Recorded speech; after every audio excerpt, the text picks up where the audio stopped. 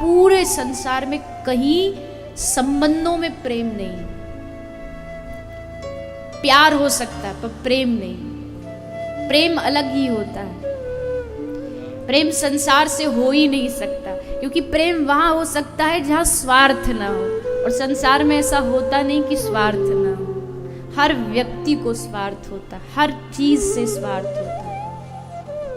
संसार में प्यार हो सकता है पर प्रेम नहीं। प्रेम तो निस्वार्थ,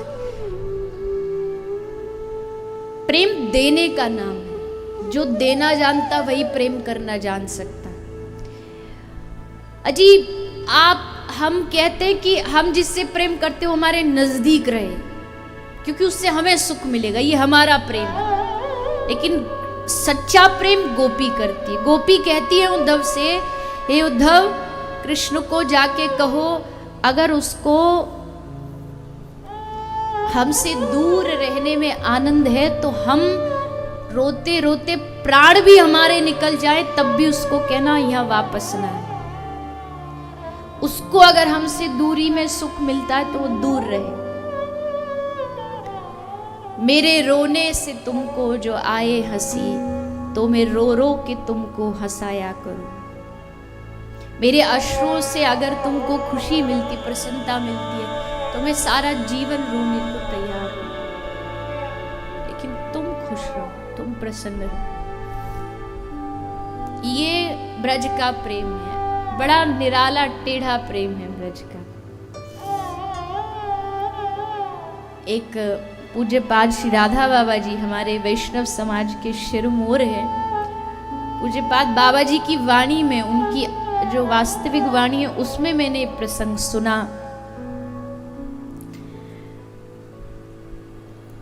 एक बार गोपियों का पूरा एक समूह बैठा था, सारी गोपी बैठी थी, सामने श्री राधा रानी बैठी थी।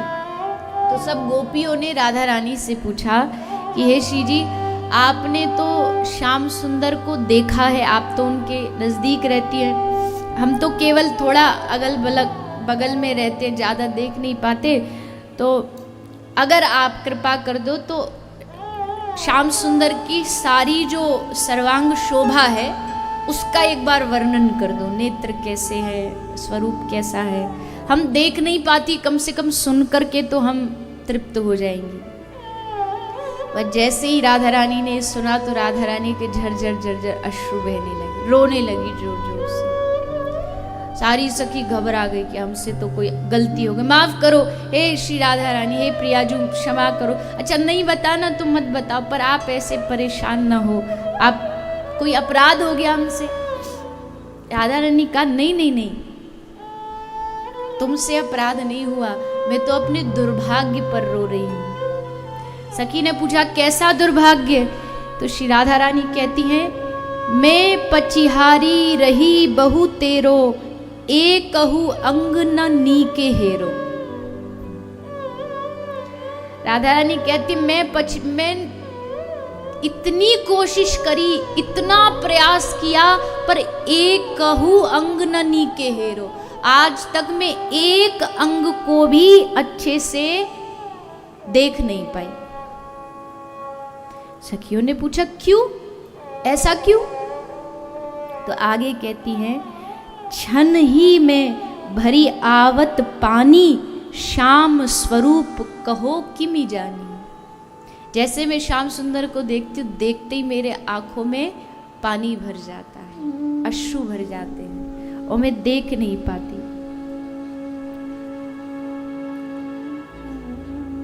गोपी कहती है फिर कि हे राधा रानी, एक काम करो, दिल को थोड़ा कठोर कर लिया करो, हृदय को थोड़ा कठोर हिम्मत करके कठोर कर लो। तो श्री जी कहती है वो भी मैंने कर लिया, वो भी मैंने कोशिश करके देख ली, लेकिन क्षण क्षण में शोभा पलटावे को सखी कहो कैसे उड़ावे। क्षण क्षण, हर क्षण जब उसे देखती हूँ, हर अगले क्षण उसका स्वरूप एकदम बदला बदला नजर आता है, हर क्षण बदल जाता है, क्षण क्षण में शोभा पलटावे। बताओ कैसे बता सकती हूँ? गोपी कहती है एक बार हिम्मत करके हृदय में भर लो गागर में सागर को भर लो। तो राधा रानी कहती है चलो ठीक है, मैं ये भी कर लूं। अगली समस्या क्या है? अगली समस्या बड़ी सुंदर है। अगली समस्या है नयन दो छवि अमित अगाधा। नयन केवल दो है और छवि अमित अगाधा, अथाह प्रेम का समुद्र, और नयन केवल दो। उसमें भी नयन दो छवि अमित अगाधा, तापर पलक करती हैं बाधा। नयन आंखें दो, उसमें भी समस्या ये पलकों की है। पलक गिर जाते हैं, आंखें बंद हो जाती, एक क्षण के लिए बस पलक झपका और लगा युग बीत गए, युग बीत गए। ब्रह्मा को कोसने लगी राधा रानी, नंददास सब जड़न की यह गति, कहा कियो ये पूत कमल को। पूत कमल को माने ब्रह्मा जी कमल से पैदा हुए हैं, तो कमल के पुत्र हैं। तो कह रहे सबसे बड़ा जड़मती ब्रह्मा है जिसने ये सृष्टि बना दी। क्या सृष्टि बना दी? कि ज्यों ब्रज दीनो जन्म हमारो। एक तो ब्रज में जन्म दे दिया, देखन को मनमोहन प्यारो। ज्यों ब्रज दीनो जन्म हमारो, देखन को मनमोहन प्यारो। तो कत नयन दिए सठ दोई, विधि सम निठुर और नहीं कोई। जो बिछना को बस करी जाऊं। अब राधा रानी अगली लाइन में क्या कहती है? एक काम करो, ये सृष्टि बनाने वाला जो बैठा ना गद्दी पे, बदलो इसको, सरकार बदलो। अब हमारी सरकार आएगी, ये ब्रह्मा की सरकार हटाओ, इसको नहीं आती सृष्टि करनी। तो सखी बोली अच्छा वाह वाह वाह, अब आपकी सरकार चलेगी? बोले हाँ। क्या करोगी आप अपनी सरकार में? तो कहा जो बिछना को बस करी पाऊं, तो मैं पद्धति और चलाऊं। रोम रोम प्रति नयन बनावे। मैं कैसी सृष्टि बनाऊंगी? रोम रोम में मैं नेत्र बना दूंगी, आंखें बना दूंगी। रोम रोम प्रति नयन बनावे, एक टक रहे पलक नहीं लावे। तब कछु कहो होए सखी तेरो, पूरन होए मनोरथ तेरो। तब जाकर के जो तू कह रही है ना कि श्याम सुंदर की श्रृंगार का शोभा का, तब जाकर के तेरा ये जो मनोरथ है पूरा। हम नई सृष्टि बनाएंगे जिसमें रोम रोम में आंखें होंगी और पलक होंगी ही नहीं, क्योंकि पलक गिरते ही हमारा जो प्रियतम है उससे हमारा वियोग हो जाता, विरह। ये प्रेम है। अब बताइए ऐसा प्रेम आपको दुनिया में कहीं मिलेगा? बड़े बड़े दावा प्रेम के करने वाले भी 2, 4, 5, 20, 50 बार देख करके जो शरीर का आकर्षण होता है वो धीरे धीरे सब खत्म हो जाता है। पर यहाँ हर क्षण में एक अलग रूप दिखाई देता है। यही वास्तविक प्रेम। प्रेम शब्द कहना बड़ा आसान है, लेकिन इस पर चलना, प्रेम को पंथ करारो मह, तलवार की धार पे धावनो है। तलवार की धारा पे जैसे कोई दौड़ाए, वो प्रेम का रास्ता है। और प्रेम के कई आदर्श हैं। प्रेम का मुख्य जो आदर्श है प्रेम के, पहला है मीन। प्रेम का आदर्श है मीन, मछली। उसे बस जल चाहिए और कुछ नहीं। आप उसको घी में रख दो, आप उसको दूध में रखो, उसे नहीं चाहिए। उसे केवल पानी चाहिए, क्योंकि उसका जल से प्रेम। वो मरना पसंद करेगी पर जल के बगैर रहना पसंद नहीं करेगी। प्रेमी भी उस मछली की तरह होता है। देखेगा तो बस अपने प्रियतम, आंखें फूट जाए दूसरा कुछ देखेगा नहीं। सूरदास बाबा को जीवन भर आंखें नहीं थी। प्यारा प्रसंग है, कई बार मैंने कथाओं में सुना है। आंखें नहीं थी, एक दिन प्रिया प्रीतम आए, दर्शन दिया, बड़ा रंगीला दर्शन दिया, दर्शन कर लिया। और दर्शन करने के बाद आंखें दी, बाबा सूर को जीवन में आंखें आई, उन्होंने दर्शन किया। और फिर ठाकुर जी ने कहा क्या चाहिए बाबा सूरदास तुझे? कहा कि अब ये आंखें वापस ले, जो आपने दी मुझे ये आंखें वापस ले, अब नहीं चाहिए। आपको देख लिया, फिर कुछ देखना बाकी नहीं। तो तो प्रेम का पहला आदर्श है मछली, प्रेम का एक दूसरा आदर्श है पपीहा। पपीहा, इसकी निष्ठा स्वाति बूंद को छोड़ करके और इससे कुछ नहीं चाहिए, कुछ भी नहीं चाहिए, कुछ नहीं पिएगा, सिर्फ स्वाति बूंद। प्रेम का आदर्श है मोर, मयूर। मोर को घन से प्रेम है, बादलों से प्रेम है। वो खड़ा होकर, जैसे मेघ आते हैं ना, वो पंख फैला के एकदम नाचने लगता है। अब मेघ बरसे, गरजे, बादल, बिजली उसके ऊपर गिर जाए, लेकिन उसका प्रेम मेघ से कम नहीं होता। और एक प्रेम का बहुत सुंदर आदर्श है भंवरा, प्रेम का आदर्श भंवरा।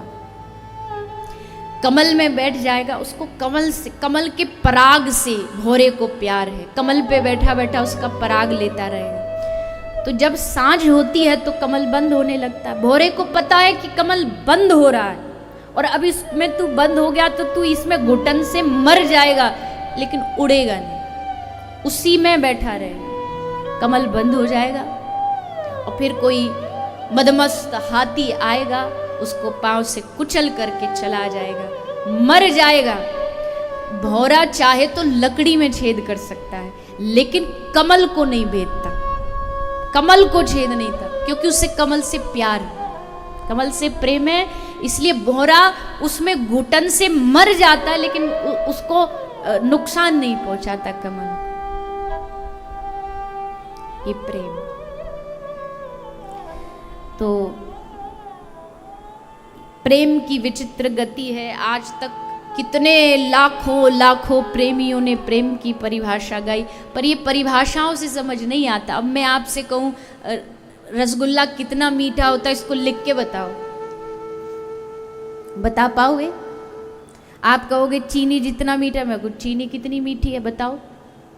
आप कहो गुड़ जितनी, गुड़ कितना मीठा बताओ। रसगुल्ले की कोई मिठास की डेफिनेशन नहीं। रसगुल्ला कितना मीठा ये तो तभी पता चल सकता है जब एक उठाओ और मुंह में डालो, तब पता लगेगा कि रसगुल्ला कितना मीठा है। ये व्याख्याओं का मोहताज नहीं। प्रेम भी व्याख्याओं से बस पता चल सकता है कि हाँ प्रेम मुश्किल है, कठिन ये है वो, लेकिन प्रेम समझ में तभी आएगा जब जब उसका कोई अनुभव करेगा।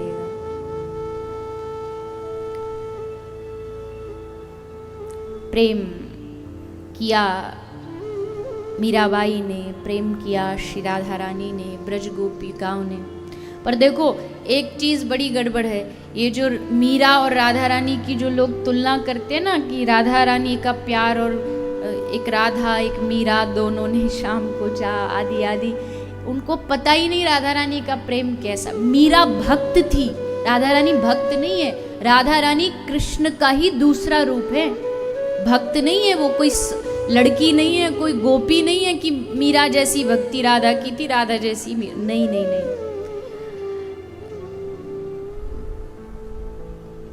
समानता बस ये है कि प्रेम किया दोनों ने, ये दोनों में समानता।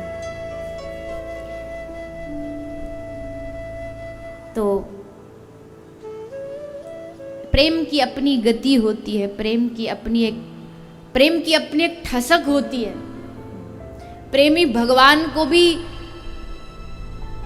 डांट दे, फटकार दे और भगवान चुप हो जाए। हमारे गौड़िया संप्रदाय के 6 गोस्वामी हुए, उनमें से एक गोस्वामी श्री रूप गोस्वामी है। तो रूप गोस्वामी घर घर जाते थे, माधुकरी रोटी मांग के लाते थे। तो एक दिन बाटी मांग के लाए, किसी ब्रजवासी ने बाटी बनाई, तो वो मदन मोहन जी की भोग लगा रहे थे।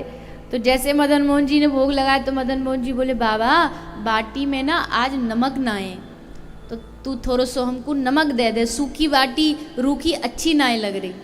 तो जैसे मदन मोहन जी ने नमक मांगा तो रूप गोस्वामी पा ने डांट लगा दी, आज नमक मांग रहे हो, कल तुमको बाटी में घी चाहिएगा, फिर तुमको दाल भी चाहिएगी, फिर तुमको 56। मैं ठहरा वैरागी बाबा जी आदमी, कहाँ से तुम्हारी इच्छा, जाओ अपनी व्यवस्था खुद कर लो, हमको नहीं पता कहाँ से हो।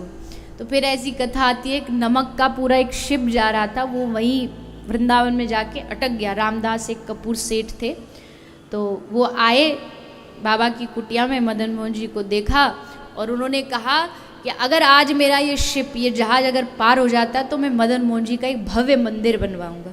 आज भी अगर आप जाओगे वृंदावन तो यमुना जी के घाट पर एकदम किनारे पर मदन मोहन जी का सबसे पुराना मंदिर है।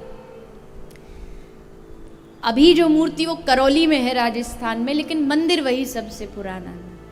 तो प्रेम की अपनी ठसक होती है, प्रेम का अपना एक आनंद होता है, प्रेम की अपनी एक पीड़ा भी होती है, प्रेम का अपना एक विरह होता है। कई लोग कहते हैं ये जो भक्त वाली वैष्णव जो कैटेगरी होती है ना, ये ब्रज वाले, ये रोते बहुत है, पता नहीं कितना जीवन में दुख है इनको। भैया दुख नहीं है इनको, दुख कोई नहीं होता। दुख के लिए रोना तो सबसे बड़ी पागलपंती है। दुख के लिए नहीं रोते, एक इस रोने में भी आनंद। हमारे गौड़िया संप्रदाय के ग्रंथों में लिखा है कि सारे दुनिया के सुख को इकट्ठा कर लो, सारे दुनिया के सुख को, और उसके दूसरे पल्ले में अपने प्रियतम, अपने इष्ट, अपने भगवान की याद में जो अश्रु निकलता है उसका सुख एक तरफ रख लो। तो जो प्रियतम के लिए रोने में सुख होगा ना, वो सारे दुनिया के सुखों में नहीं हो सकता। उस दर्द में भी मजा है। एक उदाहरण कोई बहुत अच्छा नहीं, लेकिन उससे समझ आ जाएगा आपको। जैसे किसी को दाद खाज खुजली हो जाए तो उस खुजली में कितना मजा आता है उसको खुजाने में, है कि नहीं? लेकिन उससे दर्द भी होता है, पीड़ा भी होती है, डॉक्टर भी कहता है नहीं इसको, लेकिन उसमें खूब खूब अच्छा लगता है, मन करता है कि हाँ खुजाए जाए, खुजाए जाए। ठीक वैसे ही प्रेम में पीड़ा है, लेकिन उस पीड़ा का अपना आनंद, उसका अपना ही मजा है। हमारे ब्रज के एक बाबा थे, बहुत समय नहीं हुआ उनको, अभी कुछ ही समय हुआ है। मदन टेर एक जगह है वृंदावन में। वो बाबा राधा कृष्ण प्रिया प्रीतम के लिए रोते रोते अंधे हो गए, आंखें चली गई रोते रोते, इतना रोते थे, इतना रोते थे। और एक दिन तो जब खूब रोए, चीख चीख के रोए, तो राधा रानी से रुका नहीं गया, और रूप बदल के एक कन्या का रूप बना के आ गई। बाबा को बोली, बाबा ओ बाबा काय को रो रहे हो तू? अरे बाबा तेरी का भैंस खो गई है जो तू रो रहे हो। तो बाबा हंसने लगे, अरे भोली लाली, मेरी भैंस में मेरी कहाँ ते भैंस आई? तो राधा रानी बोली, अच्छो अच्छो, तो मोह लगे तेरी बहू खो गई है। बाबा फिर हंसे, अरे बाबरी, मैं बाबा जी ठहरो सन्यासी, सन्यासीन की कहूँ बहू होए करें का? तो कहाँ खोगो तू, काय को रो रहे हो? सोनो खोगो, चांदी खोगी, कहाँ खो गए हो तेरो?